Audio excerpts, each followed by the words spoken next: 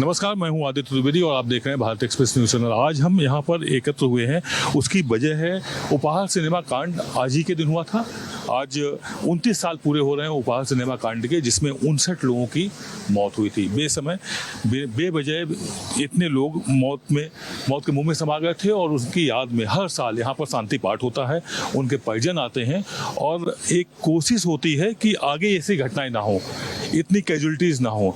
इस कांड में सबसे बड़ा संघर्ष यदि किसी का था तो नीलम जी का था। नीलम जी, आपने एक बड़ा संघर्ष किया इस कांड के बाद कि दोबारा पुनरावृत्ति ना हो, अगर हो भी तो मौतों के आंकड़े इतने ज़्यादा ना हो। लेकिन बदस्तूर दिल्ली में इस तरह की घटनाएं लगातार होती आ रही हैं, आप क्या कहेंगे? बड़े अफसोस से कहूँगी कि हमने जो 29 साल पहले एक मुहिम छेड़ी थी कि जो हमारे साथ हुआ है, क्योंकि हम एक बहुत small group of people, 28 families हैं जो एक साथ जुट के लड़ाई लड़ रही हैं। हमारी यही मुहिम थी कि जो हम लोगों के साथ हुआ है किसी और के साथ ना हो और किसी और को, अपने बच्चों को ना खोना पड़े। हम जानते हैं अपनों को और अपने बच्चों को खोने का दर्द क्या होता है। तो हमने सोचा शायद सरकार जागेगी, कुछ बदलाव लाएगी, there will be some accountability. और हमने देखा अकाउंटेबिलिटी नहीं है तो चलिए अपना एक कानून ले आइए जिसके तहत जो मैन मेड डिजास्टर्स हैं उनके लिए लोगों को एक सख्त सज़ा मिले, ताकि एक सोसाइटी में मैसेज आए। बट अनफॉर्चुनेटली वो हुआ नहीं यहाँ पे। तो लेकिन फिर भी हमारी कोशिश जारी है। उम्मीद करते हैं, अब सरकार से तो कोई उम्मीद नहीं है, ना तो ये करप्ट ऑफिशियल से कोई उम्मीद है। तो शायद आज हम यहाँ जब हवन और शांति पाठ करते हैं, अब डिवाइन इंटरवेंशन चाहिए हमें शायद कि ये जितनी घटनाएं हैं कम हो जाएं। क्योंकि अब देखिए दिल्ली की जो घटनाएं हैं 97 के बाद बढ़ी हैं, कम नहीं हुई हैं। और उसकी वजह ये है दिल्ली खुद ब खुद बहुत ज़्यादा बढ़ गया है और जितनी बिल्डिंग्स हैं वो भी हाई राइज हो गई हैं, मल्टी स्टोरीड हो गई हैं। तो obviously and people are crunching for space, सबको ज़्यादा से ज़्यादा जगह इस्तेमाल करनी है, तो वो कॉम्प्रोमाइज़ करते हैं कि एग्जिट डोर एक हो, जैसे आपने यहाँ देखा। और अगर 5 कमरों की इजाज़त है तो 26 कमरे बनाओ। सब अपना प्रॉफिटेबिलिटी देखते हैं। तो ये जो मेंटालिटी है, इस मेंटालिटी के आगे हम क्या कर सकते हैं? जो गवर्नमेंट ऑफिशियल्स हैं वो चाहते हैं कि हम एनओसीज देते रहे फॉर अ प्राइस, उनको भी अपना इंटरेस्ट है। तो ये सब बदलाव हमें चाहिए। एक बड़े बदलाव की उम्मीद करते हैं। तमाम बड़े आंदोलन खड़े किए, संघर्ष किया गया, लेकिन फिर भी कोई बदलाव देखने को नहीं मिल रहा है। एक ऐसा बदलाव जिसमें सिस्टम बदले और ऐसी घटनाएं ना हो। अब मैम आपसे एक बेहद दुखद घटना जो 29 साल पहले हुई, अभी मालवीय नगर में 3 जून को फिर से लगभग वैसी ही घटना हुई। पैरामीटर्स का कहीं कोई फॉलो नहीं, सब अपनी मनमानी करते आ रहे हैं। वो पूरा सिस्टम मतलब बेअसर सा साबित होता है, क्या कहेंगे? I mean, just seeing those people falling down from the building it just took us back. So, I feel the loss. That's it. महसूस करिए आप, वो आंसू जो 29 साल से बह रहे हैं आज तक रुक नहीं पाई। एक पीढ़ी 25 साल में बदल जाती है, लेकिन ये दर्द है जो खत्म नहीं हो रहा। 21 साल की बेटी थी जिसकी शादी के लिए हम सोचते हैं, और वो एक ही मेरी बेटी है और वो चली जाए। कितना दुख। आज तक 29 साल में कोई दिन ऐसा नहीं होगा कि जब उसको याद करके आंसू ना निकले। अब ये जो हुआ है मालवीय नगर में, इसने तो बिल्कुल ही वही पुरानी याद है। वैसे ही बच्चे कूद रहे हैं ऊपर से खिड़कियों से, वो गद्दे नीचे बिछाए हुए हैं। मेरा बेटा भी साथ था, वो भी ऐसे ही खिड़की से कूद के, वो तो उसको तो इंजरी हुई काफ़ी, लेकिन बेटी मेरी नहीं बच सकी। 21 साल की है, देख के भी बेटी नहीं बच पाई। आपने भी किसी अपने को खोया, बेटे को आपने भी खोया। क्या कहेंगी आप सिस्टम को? मैंने अपने 22 साल के बेटे को खोया और ये मालवीय नगर की वो घटना देखकर ऐसा लगा कि हमारा सिस्टम जो है वो टॉप टू बॉटम बिल्कुल बेकार है। उसमें किसी प्रकार का कोई सुधार नहीं आया आज तक। हम जो 29 साल से लड़ाई लड़ रहे हैं, उस लड़ाई का हमें कोई रिजल्ट नहीं मिला है। 2 दिन क्या यहाँ वहाँ तो फिर भी चलो, किसी नेक दिल इंसान ने अपनी दुकान से गद्दे निकाल के नीचे बिछाए, लोग बहुत बच गए। लेकिन यहाँ तो कुछ भी नहीं था, कहीं से भी कोई रास्ता नहीं था कि जहाँ से बच्चे बच के बाहर निकल सकते और करते। और जो खोते हैं उन्हीं को दर्द समझ आता है। सबसे बड़ी मेरे को तो उस दिन से इतना, ये आप समझ नहीं सके कि कितना दर्द है उस दिल में, कि जो 8 लोग अपने एक बीमार बाप को देखने के लिए आए और वो उनको देख भी नहीं पाए। और देखिए 2 दिन बाद उस बाप की भी डेथ हो जाती है। एक पूरा का पूरा परिवार फिनिश, जिनको कोई आगे पीछे कुछ नहीं है। तो हम इस सिस्टम को क्या कहेंगे? हमारे 30 साल में कितने कानून बदले, कितने वो अब बदल गए, हमारे नियम बदल गए, ये कमेटी बन गई, वो कमेटी बन गई, इसके साथ हम ऐसे करेंगे। लेकिन वो क्या होता है, सब हफ्ते 10 दिन बाद सब भूल जाते हैं, याद उनको रहते हैं। याद उनको रह जाते हैं जिनके अपने खो देते हैं। 30 साल हो गए, अग्निकांड, बड़े अग्निकांडों वैसे तो बहुत हुए हैं और वो थमने का नाम नहीं ले रहे हैं। सिस्टम में किस तरह के बदलाव की आप बात करेंगे? मैं राजेंद्र तंवर, मेरा गांव असवाला फतेहपुर बेरी है और यहाँ आज से 29 साल पहले मेरे 3 नौजवान भाई थे। बड़ा भाई वीरेंद्र तंवर, उससे छोटा ब्रह्मपाल तंवर, सबसे छोटा करतार सिंह तंवर। तीनों भाई मेरे से छोटे थे और 29 साल का जो दर्द अभी तक जो हमारे सीने में है, मैं उसको बयान नहीं कर सकता। उनके बच्चे उस समय इतने छोटे थे कि आज तक उनको ये भी पता नहीं है कि हमारे पापा किस तरह के थे। उनको अपने पिताजी की तक की भी याद नहीं। आज वो बच्चे बड़े हो गए, पढ़ लिख कर उनकी शादियां भी हो गई। परमात्मा की कृपा से वो बच्चे आगे बढ़े, लेकिन जो हम उन्होंने अपने पिताजी को खोने का गम उन बच्चों के मन में है, जो जिनकी उनकी याददाश्त भी आज तक अभी तक नहीं है। और हम जैसे भाइयों को खोकर कितने दुखी हैं, कितने व्यथित हैं, ये हमारा दिल जानता है। लेकिन मैं आपको ये ज़रूर स्पष्ट करना चाहता हूँ कि हमारी जो association of victim of war tragedy के नाम से जो पिछले 29 साल से इस सरकारी सिस्टम के खिलाफ जो लड़ती चली आ रही है, चाहे कोर्ट में हो, चाहे पब्लिक में हो, कहीं भी हो, हर स्टेज पर हम लोगों ने सरकार को जगाने को जो काम किया, लेकिन लगता है कि सरकार अभी जग नहीं रही है, सरकार अभी सोई हुई है। अभी आपने देखा पीछे मालवीय नगर में उसी तरह की फिर ये घटना हुई और 21 लोगों की ज़िंदगी भ्रष्टाचार की भेंट चढ़ गई। वहाँ के स्थानीय नागरिक हैं, उन्होंने बड़ा सहयोग किया, बेचारों ने गद्दे डाल कर जितने लोगों को बचाया जा सका बचाया। लेकिन सरकार ने क्या किया? सरकार तो इन सब चीज़ों से अभी तक भी कुछ सीख ले नहीं रही है। अभी आगे किसका नंबर आएगा ये भी नहीं पता। तो आज का जो ये सिस्टम है, उस सिस्टम के खिलाफ ही हमारी पूरी एसोसिएशन, हम सभी तमाम पीड़ित और अभी जो ये घटनाएं घटी है उनमें भी जितने लोग पीड़ित हुए हैं, सब केवल और केवल यही उम्मीद लगाए बैठे हैं कि आखिर ये सरकार सोती हुई कब जागेगी, कब इस सिस्टम को सुधारेगी और कब आगे लोगों की जान सुरक्षित रह पाएगी। आखिर इस सिस्टम से सरकार को जगाने का काम जो चल रहा है वो कब जागेंगे, इसको लेकर के एक बड़े सवाल हैं कि तमाम कोशिशें हो रही हैं, तमाम अपनों को तमाम लोग खो चुके हैं। किसी की इकलौती बेटी चली गई तो किसी का बेटा चला गया, किसी अभी उन्होंने बताया 3 भाई उनके चले गए। आखिरकार ये सरकार को एक सही कानून, एक अच्छा कानून ऐसा जिसमें कम से कम इतनी घटनाएं हों, ज़्यादा ना हो, जबकि ज़्यादा घटनाएं हो रही हैं। मेरे को ये लगता नहीं है कि सरकार इतना हमारे अपनी लोगों की तरफ तवज्जो देती है। उन्होंने इतने रूल्स भी बनाए, सब कुछ भी बनाया, बट ऐसा लगता नहीं है कि उनको कुछ फ़र्क पड़ता है। जितनी भी तमाम कोशिशें उन्होंने की हैं, भगवान करे कि वो कामयाब हों एंड ऐसे लोग का ध्यान दे कि इतने जो इंसिडेंट्स है वो कम हो। इंसिडेंट कम हो इसकी कोशिश में सरकार को भी, जिम्मेदारों को भी प्रयास करने चाहिए, लेकिन शायद वो अभी तक इतने नहीं हो पाए हैं कि इतनी घटनाएं रुकें जिसमें एक साथ 20-21 मौतें हो जाएं या एक साथ 59 मौतें हो जाएं। सर, आपसे एक बात हम समझना चाहेंगे, ये जो आग लगने की घटनाएं हैं दिल्ली में बढ़ती जा रही हैं। अगर हम अभी इस साल 6 महीने की बात करें, जनवरी से लेकर अब तक 66 लोग तमाम अग्निकांडों में मौत के मुँह में चले गए।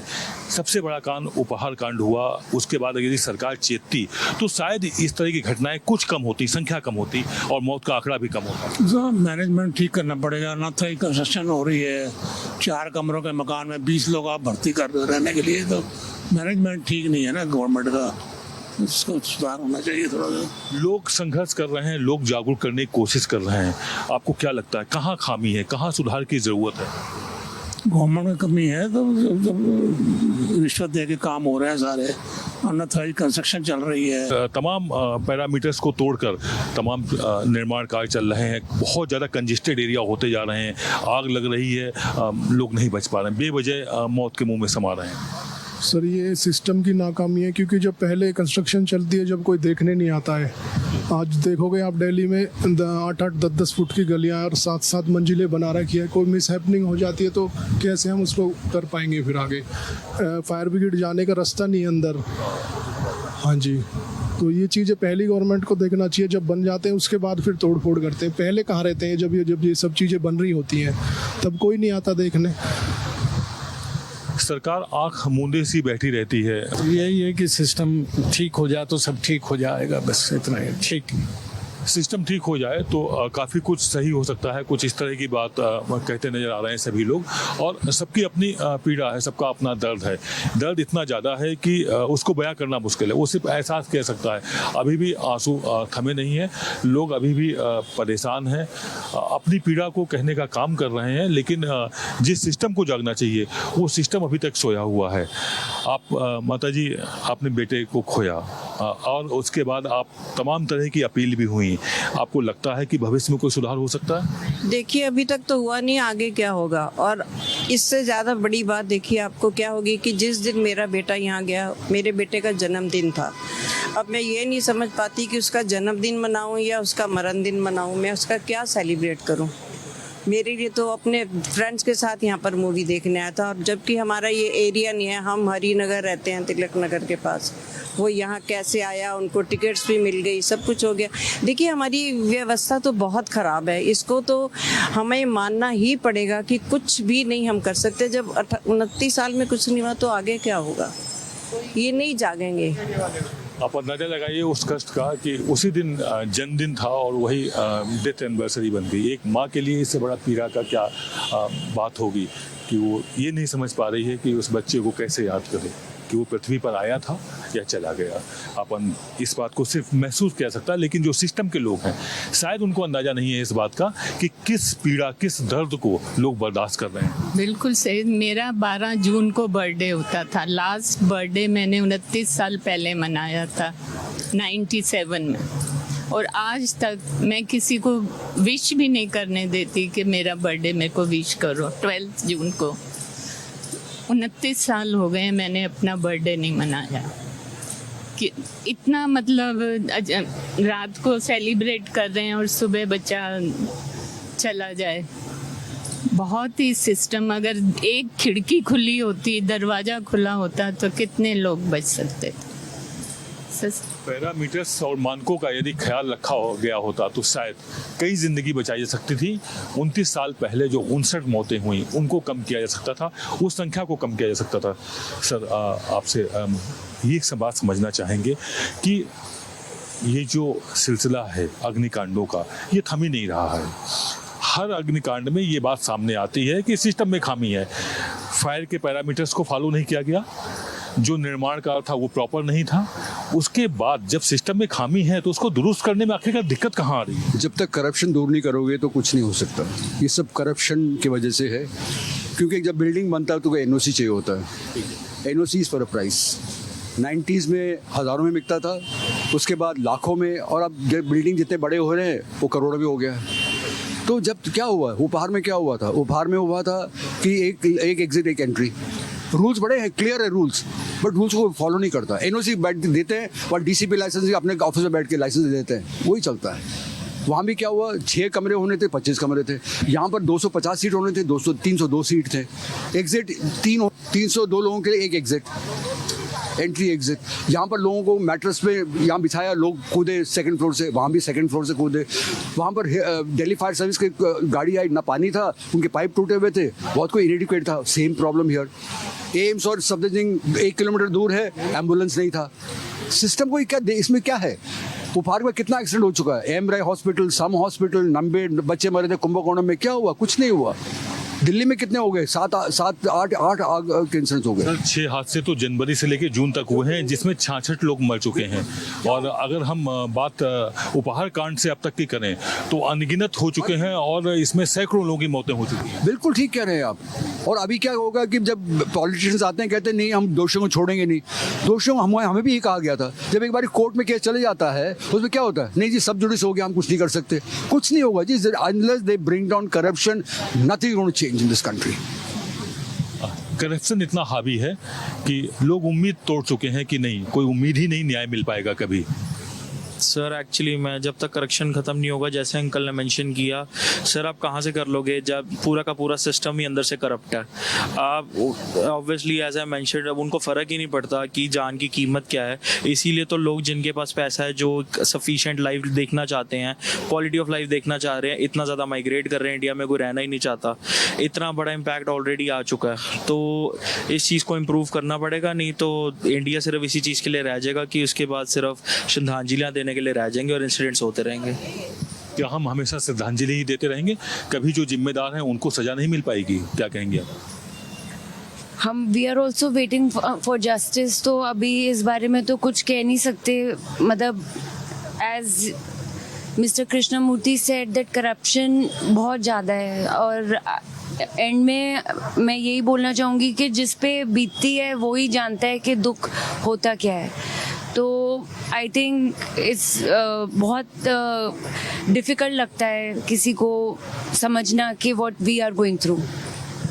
ये बात समझ लो। जी जी हमारी सरकार जो है ना, वो इस मामले में इतनी तेज है, मैं आपको बता नहीं सकती, कि किसी का दुख नहीं बांट सकती, सच्चाई के सामने अपनी आंखें नहीं खोल सकती। लेकिन क्या होता है, जब हम जैसे लोग मर जाते हैं ना, तो उनकी जान की कीमत फटाफट लगा देती है। ये 2 लाख रुपए उसको जो मर गया है, ये 50,000 रुपए जो इंजर्ड हो गया है, बस यही कुछ होता है। आम आदमी की तो कोई लाइफ की कीमत ही नहीं है इनके आगे। मतलब हम लोग तो ऐसे हो जाते हैं कि हम अपने भी खोएं और हमारे अपनों की मरों की कीमत भी लग जाए। तो ये कहाँ का न्याय है, आप ही बताइए जरा।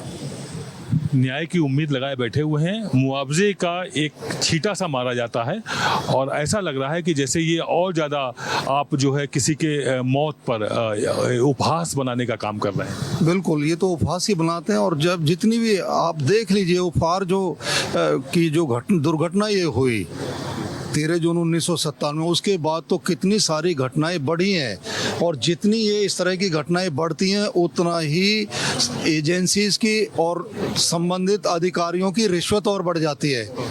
हम लोगों की जो जान की कोई कीमत नहीं है, पब्लिक की जान की किसी के दिल में कोई परवाह न सरकार को है और न संबंधित अधिकारियों को है। उनका तो करप्शन के रेट और ज़्यादा बढ़ जाते हैं और बजाय रोकथाम के वो अपने भ्रष्टाचार के बलबूते पे और ज़्यादा धनवान होते हुए चले जाते हैं। उनको इससे कोई फर्क नहीं पड़ता है।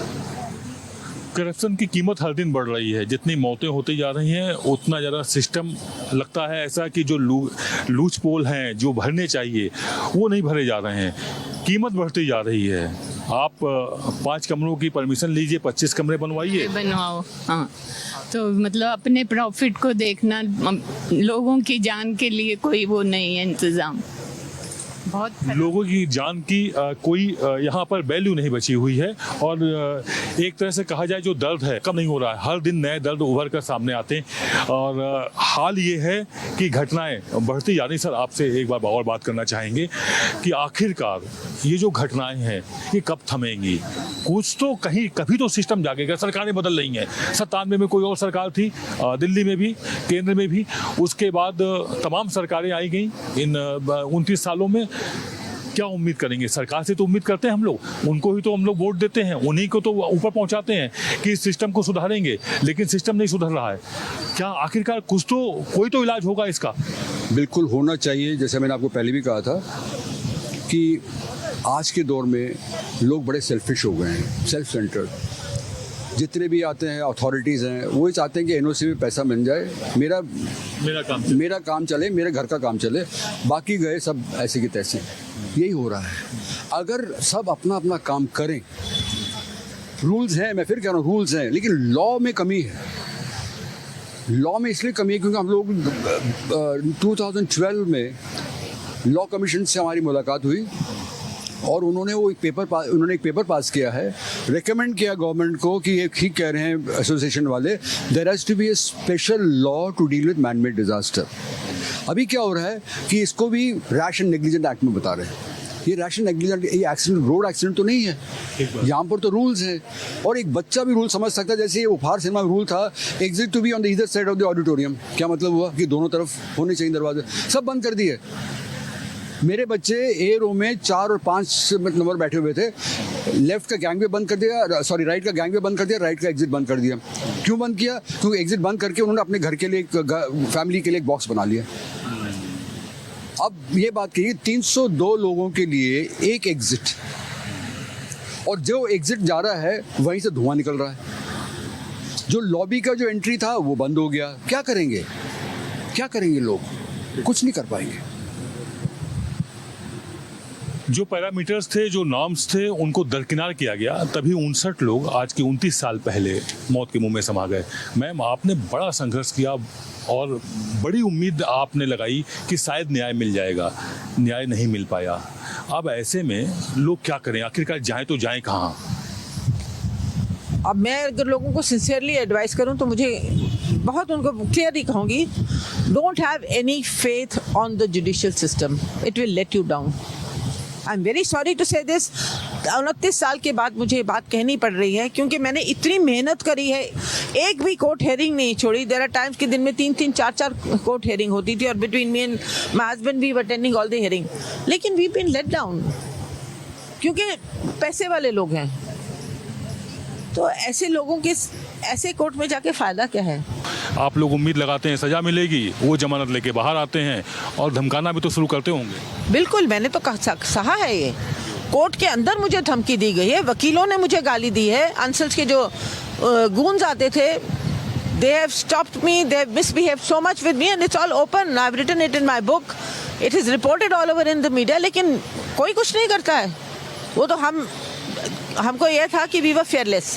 मैम, सलाम है आपके उस जज्बे को, आपके उस संघर्ष को जो आप 29 साल से लगातार जारी रखें। और आज भी जो लोग हमारे बीच नहीं हैं, जो दिवंगत हैं, जिन्होंने अपनों को खोया है, आप उनको एक साथ यहाँ लाती हैं, उनको बैठालती हैं और एक बार फिर से आप पूरे जज्बे के साथ उस संघर्ष को जारी रखे हुए हैं। हम आपको सलाम करते हैं। भारत एक्सप्रेस परिवार आपके इस संघर्ष में आपके साथ है।